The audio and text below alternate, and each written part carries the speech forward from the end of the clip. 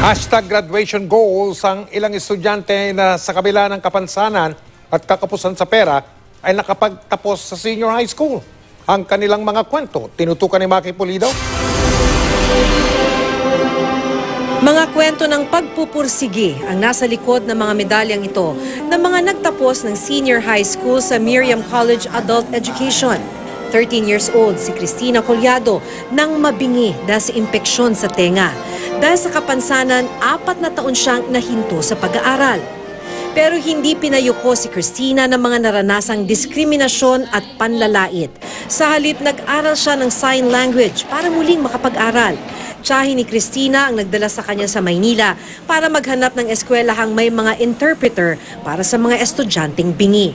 Sa labas ng eskwelahan, mahirap din dahil maraming tao na nag-look down sa akin dahil sinasabihan lagi ako na hindi ko to makakayanan dahil ako ay isang bingi.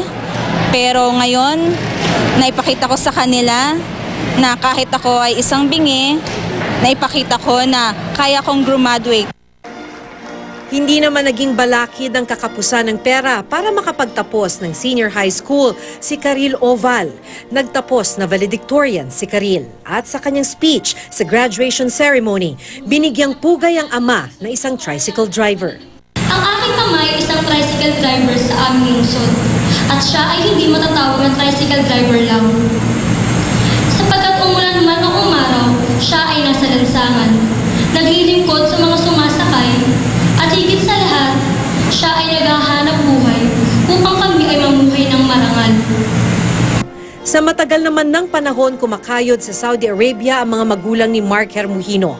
Bus driver ang kanyang ama, domestic helper naman ang ina. Ang pagod ng kanyang mga magulang, sinuklian niya ng medalya. Salutatorian, nagtapos si Mark. Sina Cristina, Karil at Mark, ilan lang sa magsasabi na kung may pader na nakaharang, maghanap ng hagdan para ito'y malampasan. Harapin natin ang hamon ng buhay na may pag-asa at mas maningning ng kinabukasan. Maki Pulido, nakatutok, 24 oras.